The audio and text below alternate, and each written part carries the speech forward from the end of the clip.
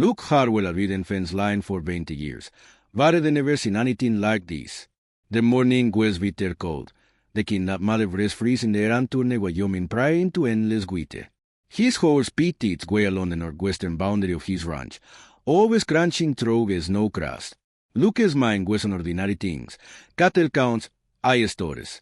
The calving season coming in March. The sky un low and gray, promising more snow in nightfall. Then saw her, a small dark figure in the valley cemetery, struggling with something. Luke ran in his horse, squinting against a glare of sun on the snow, even from a barra diagonal 4 miles away. A call to the futility of what I was attempting. The ground had been frozen solid for 6 weeks. Nothing short of the animal could break it now. Ere his horse forward, recognition dawning as it drew closer. Evelyn Hall, the widow who had settled a hard scrap clung to me last autumn. It is in her in town on turquoise, always alone, always with that look of fear determination that came from having no choice but to be strong. She didn't hear him approach. The wind carried sound away across the empty prairie. Luke dismounted slowly, leading his horse the last 30 yards. That's when I saw the small pine coffin resting in the snow beside her. His chest tightened. Evelyn squat the shovel again, putting her whole body into it. The frozen earth yielded nothing. The blood ran against ground hard as a stone, sending so waves of the handle that echoed had her shoulders. She staggered, caught herself, raised the shovel again. "Mom," Luke said quietly. She spun around. Shovel was like a weapon. Her face was gray with exhaustion and cold. Dark circles shadowed her eyes. She had been crying, but her tears are frozen on her cheeks. "You don't need help," she said. Her voice was breaking. Luke looked at the tiny coffin, at the impossible earth, at her trembling hands. A step forward and gently took the shovel from her grip. "Let me," he said. She didn't fight. Her hands fell to her sides. Luke positioned himself and drew the shovel down with all his strength. The ground resisted, then gave slightly. It worked the blood, loosening a chunk of frozen dirt. It was going to take ours. He set his jaw and kept digging. Evelyn sank to her knees beside the coffin, one hand resting on its rough pine surface. She didn't speak. Luke didn't ask questions. The only sounds were his shovel striking ears, his breathing doing heavier with effort, and the wind moving through the branches of a cottonwood tree at the cemetery's edge. An hour passed. Luke's shoulders burned. Sweat froze on his neck despite the cold. A deck cleared maybe 18 pulgadas of depth. The sound of approaching horses made him look up. Miguel and old Thomas, 2 of his hired hands, rode into the cemetery. They talked in the scene with one glance. Luke digging the woman kneeling the small coffin. Miguel dismounted without a word. He walked to his saddle, pulled out a pickaxe they brought for fence work. Old Thomas joined him. Together, they began working alongside Luke, taking turns with shovel and pick. 3 men digging the grave for a child they'd never known. One woman keeping vigil beside a daughter she'd never see grow up. The ole deepened slowly. 2 feet, 3 pies de below. Miguel stepped back fierce, removing his hat. Old Thomas and Luke did the same. The grave was ready. Evelyn stood on legs that trembled. She bent and lifted the small coffin. It was so light. That was the cruelty of it. Clara was almost nothing, even alive in the act. She was lighter still. Luke moved to help, but Evelyn shook her head. She needed to do this part herself. She knelt at the grave's and lowered the coffin with shaking arms. The pine box settled on frozen earth with a soft sound that seemed too quiet for something so final. Evelyn stood kneeling, staring down. Her lips moved, but no sound came out. Luke had seen grief before. Ede lost his younger sister to scarlet fever when he was 12. Ede watched his father bury her, watched his mother stop speaking for 3 months afterward. Ede stood at graves of friends, neighbors, hired men killed in accidents. But this, a mother burying her only child alone in January snow, this was different. He reached into his coat and pulled out the one Bible he always carried. His hands were stiff with collars open to the passage he wanted. The pages were familiar. Chris from Use. "Mom," he said gently, "if you'd permit me." Evelyn looked up at him with empty eyes. She nodded once. Luke's voice was steady as a reed. A child fit his flock like a shepherd. Eschal gathered the lambs with his arm and carried them in his bosom. The words from Isaiah felt inadequate, but they were allowed. He continued, reading verses about children in heaven, about God's tender mercies and comfort for those who mourn. His voice was the only sound besides the wind. Miguelando old Thomas stood with head bowed. Evelyn's shoulders began to shake. Then the sobs came, wrenching sounds that seemed torn from somewhere deep. Luke kept reading. The Lord is nigh unto them that are of a broken heart, and serveth such as be of a contrite spirit. When he finished, he closed the Bible carefully. The silence that followed felt sacred somehow. Luke nodded to his men. Together, they began filling the grave, working gently, respectfully. Miguel found two sturdy pine branches and lashed them together with leather cord from his saddle, forming a simple cross. The mound of earth grew. Luke patted smooth with the back of the shovel. Miguel placed the cross at its head, driving it up a note to withstand the wind. She need a proper stone come spring, old Thomas said quietly to Luke. I can carve one. That'll be good, Luke replied. Evelyn hadn't moved. She stood beside the grave, arms wrapped around herself, staring at the festooned theirs. The sun was dropping toward the western horizon. Temperature would plummet once the darkness fell. Luke glanced at his men. They understood.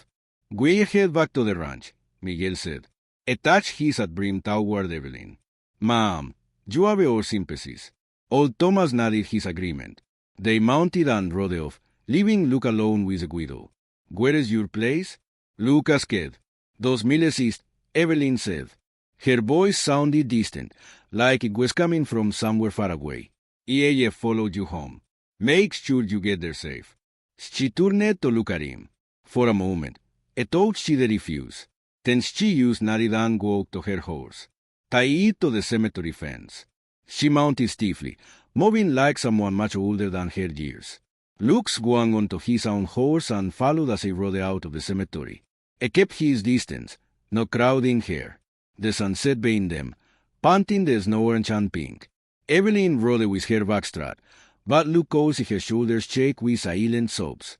Her cabin came into view as my structure tucked against a hillside for wind protection. Smoke rose from the chimney. She must have left a fire burning before she came to the cemetery. Evelyn dismounted and went inside without looking back. A moment later, lamplight appeared in the window. Luke waited until it was certain he was safe. Then he turned his horse toward home. Inside the cabin, Evelyn sat at her table without removing her coat. Her hands lay flat on the ragwood. She couldn't feel them. Couldn't feel anything. 3 days ago, Clara had been alive, feverish, but alive. Evelyn had ridden 8 miles through darkness to fetch Dr. Morrison from town. Her infant daughter wrapped in blankets and burning her against her chest. The doctor had followed her back. But by the time they arrived, Clara's breathing had changed. By down, say was gone. The doctor had been keen. Ed helped Evelyn was Clara's teeny body, and wrapped her in clean linen. Then Ed left, promising to send word to neighbors, but no one had come. It was January, the hardest month. Everyone was dealing with their own struggles, their own stock to feed, their own challenges with this brutal winter. Evelyn had understood. She'd always understood. When her husband Daniel died under a fire in timber 14 months ago, neighbors had helped at first. They brought food, offered assistance, but frontier kindness had limits. People had their own lives, their own travels. Eventually, everyone drifted back to their own concerns. She'd learned to manage alone, taught herself to handle Daniel's work, feeding cattle, mending fence, hauling water from the creek. She'd been proud of her independence when she discovered she was carrying Daniel's child. She'd been terrified and grateful, but a piece of him is still alive. Clara had been born in May, delivered by a midwife from the neighboring clan. The woman had stayed those days, then left, Evelyn and Clara alone together. It had been an oak, more than an oak, until 3 nights ago. Evelyn had built the coffin herself yesterday. She'd measured it carefully using peanut balls and nail saw for building a crib. The irony wasn't lost on her. She'd lined it with fabric from her wedding dress, whittling in, carefully cut and sewn. Clara deserved something beautiful. This morning, she'd loaded the coffin onto her wagon and driven to the cemetery. She'd unloaded it herself. She picked up the shovel with grim determination, fully intending to dig the grave alone, but the groan defeated her. After those hours of feudal effort, her arms shaking, her hands blistered, she made almost no progress. The airs were simply too frozen. Then it appeared. The rancher, Luke Harwell, say knew his name from town. He ran one of the larger spreads in the territory, a la reputation for fair dealing and quiet competence. He attacked the shovel without hesitation, ante asquer questions or offered empty platitudes. Used dog. When his men arrived, they dug, too. 3 strangers working in the cold to help her bury her daughter. The kindness of it broke something in her. All the fierce independence she cultivated, all the walls she built to survive alone, they crumbled in the face of simple human compassion. Evelyn finally moved, pulling off her coat. Her hands were numb. Her feet, too. Sayali good to the stove and stood closer to it, trying to sew, but the cold she felt wasn't taking a cold touch. Tomorrow she the wake up and Clara Gould still began. The day after that, the summer.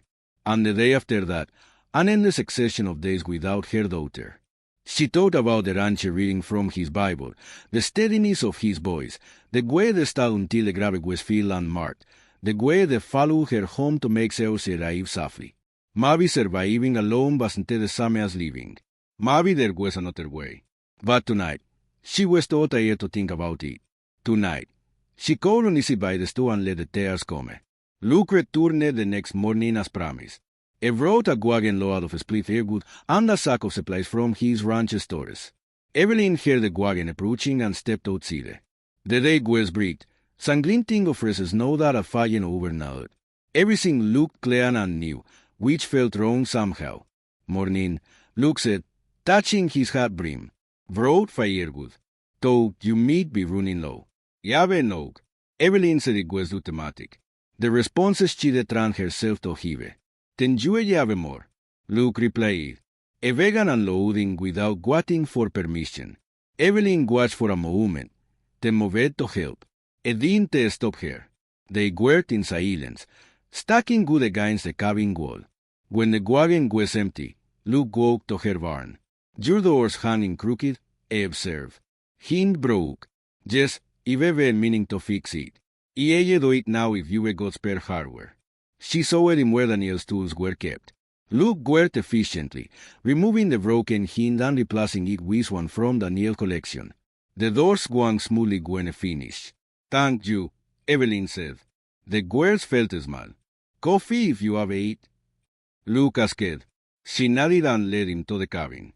Inside, she poured coffee from the pot on the stove. They sat at her table. The same table where she sat alone last night. Your cattle looks in, Luke said. You got a no guy? A no to get rogue. Y ella bring some extra. No charge. Eve got surplus this year. Evelyn wanted to refuse. Pride demanded it, but Pride volunteered to feed her cattle. That's generous, she said instead. They drank coffee in silence. It wasn't uncomfortable. Luke seemed content to sit quietly, and Evelyn found she didn't mind company. The baby, Luke said finally. Clara? Evelyn nodded. So tight. My sister died when she was 7. Luke said. Sarah, scarlet fever took her in 3 days. I remember my po digging her grave. Remember thinking the ground so heavy so hard when someone so soft was going in it. I'm sorry, Evelyn whispered. Long time ago, but you don't forget. Luke finished his coffee.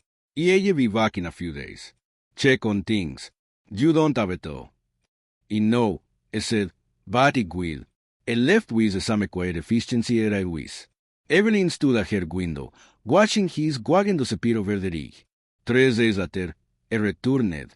He brought ID steamer, helped her distribute it to her small herd. The next week, he brought lamp oil and coffee. The week after that, he repaired a section of fence damaged by wind. A pattern emerged. Every few days, Luke would arrive with some practical purpose fence to mend, good to split, supplies to deliver. He never come empty-handed, never stayed too long.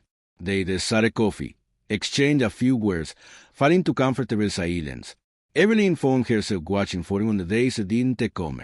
The cabin felt empty on the days it did. Something in her chest loosened slightly. One afternoon in late January, Luke noticed her fiddle hanging on the wall. You play? He asked. Useto before play something now, I hesitated, then took down the fiddle. Her fingers were stiff at first, but memory guided them. She played a simple folk tune, something her mother had taught her. The notes filled the cabin, chasing away silence. When she finished, Luke was smiling slightly. That was fine, he said. Real fine. Do you play anything? Can carry a tune in a bucket, but he liked listening. She played another song. Then another. Luke sat at her table, drinking coffee, listening for the first time since Clara died. Evelyn felt something other than grief. Not happiness. Not yet. But maybe the possibility of it somewhere down the line when Luke left that evening. Evelyn realized she smiled just briefly. But it had happened. The east was beginning to thaw. February arrived with deceptive calm. The sky stayed clear for days, and temperatures rose enough that snow began melting in the afternoon sun, freezing again at night into treacherous seas of ice. Luke's visits had become a routine. Evelyn expected him every 3 or 4 days. She started timing her chores, so she'd be near the cabin when he usually arrived. She told herself it was practical. If it was helping with heavy work, she should be available. But she knew it was more than that. They talked more now. Small revelations. Carefully offered, Luke told her about his ranch, about the horses bred for mountain work. A strong stock that could handle Wyoming winters and steep terrain. It's what my pa started, he said one afternoon. They were mending harness in her barn, hands working leather while they talked. He had this idea that you could read for cold tolerance. Short feet, steady temperament altogether. Most folks thought it was crazy. Was it? Little bit. But it was right. Took 20 years. But we've got horses now that other ranchers come asking for. Evelyn found herself telling him about her life before Daniel died. How she'd grown up in Missouri, daughter of a school teacher. How she'd loved reading poetry, especially Whitman. Never read much poetry, Luke admitted.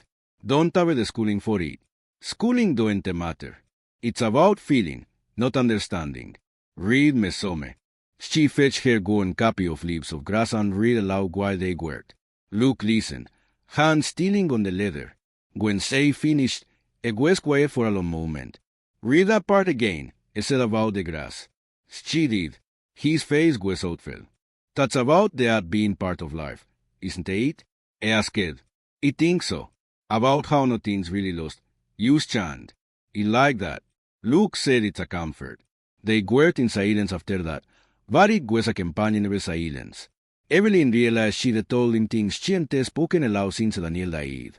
Luke had a way of listening that made words come easier. The next time he visited, Saya Fresbrea Watting. She debunked that morning, telling herself it was used practical she never anyway. But she used the last of her good flour and the honey she'd been saving. Luke noticed. This is fine bread, he said. Best bread in months. The men at your ranch don't back. They try. Results are a mix. Egg green. Miguel makes tortillas that cold stop bullets. Thomas burns everything. Mostly we eat simple. Evelyn laughed. It surprised her. The sound of her own laughter. She'd forgotten what it felt like. It could teach them, Sai offered. If you wanted, they'd probably appreciate that. In no it would. The conversation shifted to easier topics, weather, cattle, the coming spring. But underneath ran a current of something else, something neither of them met but both felt. When Luke left that evening, he paused at his wagon.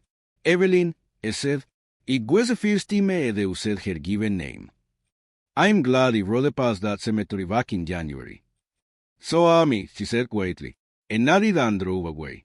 Evelyn stood in her door well on her than necessary, watching until his wagon disappeared. That night, lying in bed, she let herself think about possibilities, about what it might mean that a good man had started visiting regularly, about whether her could risk opening again. Clara's absence still asked, but Luke's presence had become something she looked forward to. The two truths existed together, grief and hope, side by side. Maybe that was how healing worked. Not forgetting, but making room for something new along so what was lost. The blizzard hit on February 15. Luke saw it coming. A dark wall of clouds building in the northwest. The particular quality of light that meant heavy snow on the winds. The plan to check on Evelyn that afternoon anyway. The approaching storm made it urgent. He rode fast, pushing his horse harder than usual. The wind was already picking up, temperature dropping. By the time he reached Evelyn's place, the fierce flakes were falling. She was outside, struggling to drive her small herd of cattle toward the barn. The animals were spooked by the wind, scattering instead of gathering. Luke dismounted and moved to help without speaking. Together, they worked, moving methodically, pushing the cattle into the barn. Snow was falling thick now, visibility dropping. The wind howled across the prairie, driving the snow horizontal. They got the last cow inside the use as the full force of the storm hit. Luke clutched the barn door while Evelyn distributed eye. His horse whinnied nervously. Bring him inside, Evelyn shouted over the wind. There is room. Luke led his horse into the barn, unsaddled him, gave him feed and water. Through the barn walls, the wind screamed. Snow was already piling against the door. Can't read a home in this? Evelyn said. It wasn't a question. No, you got it out in the barn. Don't be foolish. Come to the cabin. They ran from barn to cabin. Went against wind that tried to knock them over. Snow stung their faces, got in their eyes and mouths. Evelyn's door was only 30 yards from the barn, but they were both gasping when they got inside. Luke secured the door while Evelyn built up the feeder. The cabin was small, one room with a loft. Luke saw her bed in the corner. Clara's empty cradle beside it. A wave of awareness hit him. They'd be alone together, possibly 4 days. He can sleep by the feeder, he said. Won't be the first time. There are blankets in the chest, Evelyn replied. She was being practical, treating this like any other situation requiring hospitality, but it wasn't any other situation, and they both knew it. The storm raged all day and through the night. Wind shook the cabin. Snow piled against the walls until they couldn't see out the window. Luke and Evelyn moved around the shelter carefully, maintaining polite distance in the small space. The second day was worse. The storm intensified. They were truly trapped now, surrounded by snow that drifted bigger than the windows. The wall that surrounded this one room. They placards, read from Evelyn's books. Luke whittled while Evelyn mended clothes. They talked about safe things, weather, ranching, books. But that night, the careful distance broke. Evelyn woke crying. Luke heard it from his bedroll by the feeder. Hard sobs that shook her whole body. He lay still, uncertain, but the sobs continued, growing worse. Evelyn said quietly, I'm sorry. I'm sorry. Her voice was muffled. Luke stood and moved to her bedside, in the dim firelight. He could see her sitting up, arms wrapped around herself. Tell me, he said. Tell me about her, and say it. Everything poured out Clara's bird. The joy of it, the fear of raising a child alone, how Clara started smiling at those months, how she diría for Evelyn's hand gravitate, the sound of her laugh, the weight of her in Evelyn's arms, the fever that came so sudden and burned so hot, the desperate reader for the doctor, the terrible moment when Clara's breathing changed. Luke sat on the floor beside her bed and listened. He didn't try to fix it or minimize it. He just listened. When her words ran out, he shared his own grief. His sister Sarah, 7 years old and full of life until scarlet fever took her in 3 days. His father, who never recovered, who worked himself into an early grave because grief was too heavy to carry. His mother, who grew silent and distant. He learned beyond that los changes you, Luke said. But it don't have to destroy you. Does it get easier? It gets different. You make room for it. Learn to carry it. They talked until dawn. The storm is still raging outside. In the darkness and oscillation, the fences fell away. They were used to people who didn't know loss, finding comfort in shared understanding. The third day, the storm began to break. Wind died down. Snow stopped falling. They could see sky again. Luke prepared to leave. He saddled his horse in the barn while Evelyn made coffee for the journey. When he came to the cabin for it, there between them felt charged with something unspoken. Thank you, Evelyn said, for listening. Thank you for letting me stay. Their eyes met. Luke took a step toward her, then stopped. Whatever was building between them deserved time, Deserto develop naturally. Rusingi gul dishonor what they deserve. E vivat when the roads clear, said. Evelyn nodded. Luke rode away without looking back, but I felt her watching from the window that night, alone in his own cabin. Luke admitted the truth to himself. He loved her, not from pity or obligation, but from genuine affection and respect. The question was what to do about it. Luke rode into town the first week of March, needing supplies and dreading the visit in equal measure. Winter had kept most folks isolated, but the warming weather brought people out. Main Street was busy. He tied his horse outside the general store and went in. The store was crowded. Conversation stopped when he entered, then resumed with telling glances in his direction. Luke gathered what he needed: coffee, flour, lamp oil. At the counter, Emery turned to gossiping with the shopkeeper's wife, visiting that widow offer regular. Emery Thornton was in 3 times a week. He heard, well, she's alone out there. The shopkeeper's wife replied, alone is one thing, but a man and a woman. Unsa pero ned. Emery Thornton caught sight of Luke under the grass to flash lightly, but she didn't stop. Emery Harwell, we were just discussing your charity work. The way she said charity made it sound like something shameful. Used being neighborly, Luke said evenly. Of course, talks me make wonder at the propriety.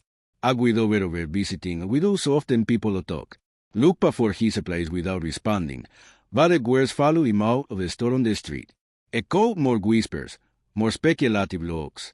A road home travel. Not by the gossip itself, the lived on a note to no people talked, but by what it made in question. Why had they started visiting Evelyn? Was it truly nobly concerned or the vulnerability a colleague's breed? Did they love her? Or did they use need to be needed?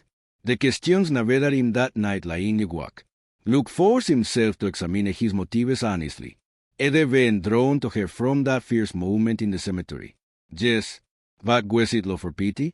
Estaba away. 1 week vacame too. He told himself in a clarity. Needed to be certain his feelings were genuine before the proceeding. But Stein that way wrote its own clarity. He missed her. Missed their conversations. Her laugh, the way she read poetry. Missed the feeling that came from being with someone who understood us without needing it explained. Still, estaba away. If he couldn't be certain of his heart, he had no right to involve her. The decision was taken from him on a gray morning when Evelyn rode into his ranchard. She sat her horse with some fierce determination at the scene that January day in the cemetery. My milk cow sick, she said without preamble. Needs doctoring. He came to ask if you'd look at her. Luke wiped his hands on his trousers, suddenly nervous. Of course. Let me get my key. They rode to her place in silence. The cow was in the sick, bloated stomach. Signs of grind found her. Luke treated her while Evelyn watched. She recovered, except faintly. Kept her off feet for a day, then started slow. Thank you. Evelyn paid him with the coins that were meant for next month's supplies. Luke started to refuse, then saw the pride in her face and accepted. They stood in her barn, the sick cow between them. Everything that needed sign hanging unspoken in the air. Why did you stop coming? Evelyn asked. Luke met her eyes. Town talk made me question my motives. And what did you decide that I needed to be certain? Certain it wasn't helping because it made me feel needed. Certain it wasn't taking advantage of my grief. Evelyn's voice was sharp. My vulnerability. Yes, she was quiet for a long moment when I spoke. Her voice was steady but cold. I've survived my husband's death. I've survived my daughter's death. I've survived this winter alone. I don't need your charity. Emery Harwell. If you come back, it must be because you want to, not because you feel obliged, not because helping me soothe your conscience. If you can't be certain of that, then don't come back at all. She walked out of the barn. Luke stood there, the truth hitting him like a physical blow. She was right, and more she deserved better than his doubt. He found her at the cabin door. You're right, he said. You deserve certainty. I need him to be sure he can give you that. Evelyn nodded once, her face carefully blank. Then take your team. Luke rode away knowing they had her, knowing she'd wrap her armor back around herself, but knowing too that she'd told him the truth. If he came back, It a to be for the right reasons. Back at his ranch, Luke spent days in hard physical labor, working until exhaustion made it out impossible. But the questions followed him. Did I love Evelyn? Yes. Was it real love grounded in respect and admiration? Or was it something else? Something less worthy? The answer came on a bleak morning when he found himself planning to tell her about the new newborn overnight. Found himself wanting to hear what she'd think about the fence repair at the north pasture. Found himself missing not just her presence, but her specifically her thoughts, her voice, her particular way of seeing the world. He loved her. Not perfectly, not without questions, but genuinely, and she deserved to know. April came with warmth and mood and the smell of sowing airs. Luke saddled his best horse and rode toward Evelyn's clam, with his hair hammering against his ribs. The prairie was transforming. Brown grass overthrew melting snow. The fierce broad shoots of green pushed up where surfacing slow coats and, overhead, these flew north in ragged formations, calling to a shelter. Evelyn's cabin came into view. She was outside working the garden plot beside her house. She cleared away winter debris and was turning earth with a spade, preparing for planting. Luke dismounted and nailed his horse to the fence. Evelyn strutted when she saw him, one hand shutting her eyes against the sun. She didn't smile, but she didn't send him away either. Morning, Luke said. Morning. He walked to the garden's edge. The earth was still cold, but no longer frozen. Workable. The sight of it moved him. This summer grown that had defeated them both in January was now yielding to her. Spade. Even been thinking, Luke said, about what you said. About certainty. Evelyn drove her spade into theirs and left it standing. She faced him fully, quoting, I love you, Luke said. The words came out plain and direct. Not from pity, not from obligation. I love your strength and your stubbornness. I love how you read poetry and play fiddle. I love that you built a coffin for your daughter with your own hand because you wanted her to have something beautiful. I love how you don't need rescuing, but you're brave enough to accept help anyway. E toca abres. I know it hasn't been long since Clara died. I know you're still grieving. I'm not asking you to stop grieving or to rush into anything. But I wanted you to know my heart and to ask if when you were ready, if you were ever ready, you'd consider becoming my wife. The silence stretched. A meteor cayed from somewhere nearby. The wind moved through grasses beginning to green. Why now? Evelyn asked finally. Because spring's coming. Because life keeps moving forward whether we were ready or not. Because they'd rather tell you the truth and risk losing you than stay quiet and definitely lose you. Evelyn looked down at her garden plot at the dark earth waiting for seeds. When she looked back up, her eyes were wet. I need to show you something, she said. She led him to the cemetery. They walked in silence, following the path that became too familiar to both of them. The valley cemetery looked different in April winter brown grass giving way to green. The cottonwood trees showing the fierce hint of leaf buds. Clara's grave settled somewhere over the winter. The wooden cross to strat, weathered but solid. New grass was beginning to grow over the mound. Evelyn knelt beside it. Luke stood back, giving her space. Clara, Evelyn said softly, this is Luke, the man I told you about.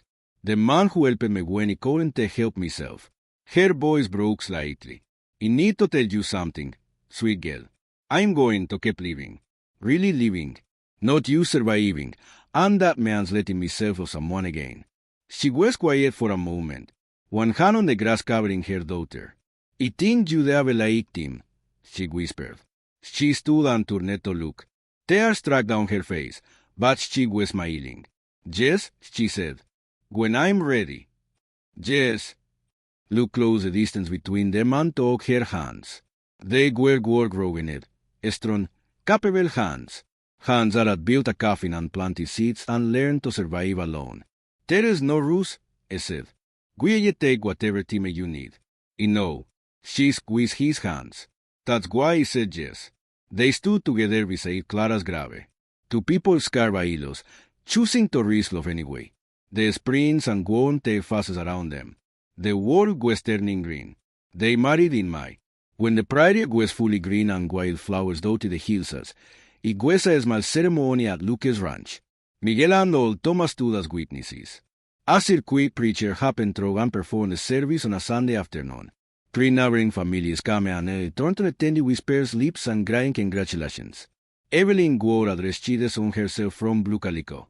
She left of morning black, but the dress was simple, practical. She carried wildflowers she picked that morning, prairie roses and blue flags. Luke wore his Sunday vest and couldn't stop smiling. The vows were traditional. Love, honor, cherished. In sickness and until death, the words felt gaudy and true. When Luke slipped a ring on Evelyn's finger, his mother's ring sat for years, his hands shook slightly. He now pronounced humana and wife. The preacher said, Luke kissed his wife. Evelyn's hands rested on his shoulders. The small gathering applauded. There was cake and coffee afterward. Miguel attempted vacuuming and produced something edibly dense. Evelyn laughed when she tried it, promised to teach him properly. The neighbors left as evening came on, wishing them well. That night, Evelyn stood in Luke's cabin, their cabin, now looking at the home she desired. It was larger than hers, better built. There was room for her books, her fiddle, room for a life. We can bring your things tomorrow, Luke said. Whatever you want from your place. Luke interrupted gently. I'm not asking you to give up your independence. She smiled at that. No, it's one reason he married you. The next weeks were an adjustment. Learning to set space, learning each other's habits and rhythms. Luke rose before dawn. Evelyn liked to read Latin into the night. It was methodical and patient. She was quick and intuitive, but they complemented each other, filled in each other's gaps. Evelyn taught Miguel and Thomas to backbread. She organized Luke's chaotic record keeping. She brought music into the ranch house fiddle in the evenings. Sometimes her voice singing old ballads. Luke gave her space for her grief. Some mornings the walk and find her already gone, knowing she'd ridden to the cemetery, and never followed, never asked. When she came back, they have coffee waiting. One morning in late May, Evelyn suggested they visit Clara's grave together. They rode out in the golden morning light. Spring was in full bloom now. The cemetery was carpeted with wildflowers. Clara's grave greened over completely, peaceful and settled. Evelyn brought flower seeds, blue flags, the same she carried at her wedding. She knelt and planted them around the grave marker while Luke mended the cemetery fence nearby. They worked in companion of silence. The meadowlark sang. Wind moved through new grass. The world was alive with growing things. Old Thomas finished at the stone. Luke said, "Went to see it." He brought it from his saddlebag. A flat piece of granite, carefully carved. Clara Rose Hall, born May 3, 1885, de ahí January 10, 1886. Beloved daughter, it's beautiful. Evelyn whispered. Together, they set it in place, replacing the wooden cross. The stone good last good marked this place where her daughter rested. When they finished, they stood together looking at it. Luke's arm was around Evelyn's shoulders. Her hand rested on his chest. She'll always be part of US. Evelyn said, part of our story always. Luke agreed. They rode home slowly, savoring the warm afternoon. The cemetery does appear behind them, but it could always be there. A place to remember, to grieve, to honor what was lost. But a hell like their ranch, their home, their life together. A hell like perseverance and open and everyday work of building something lasting. That evening, Evelyn played her fiddle on the porch while Luke mended tack. The music drifted across the prairie. Joyful and haunting both. Life and loss going together. Grief and open learning to coexist. Luke looked at his wife in the golden light. Her eyes closed as she played and felt gratitude was over him.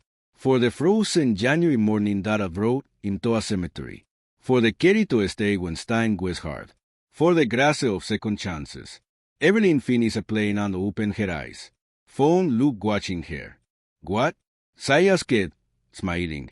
You thinking how lucky I am. We both are, Say said. She was right. They both known terrible loss. But they also found something rare, a lofold in the hardest season. Tested by grief and doubt, strong enough to last. The sunset over the prairie, panting everything gold and rose. Inside, the lamps were lit. The home was warm, and to people who de once ven alone have found their way to belonging. Spring a come, and with it, the promise that life, however hard, continues. That love, however scarce, endures. That hope, however fragile, is worth choosing again and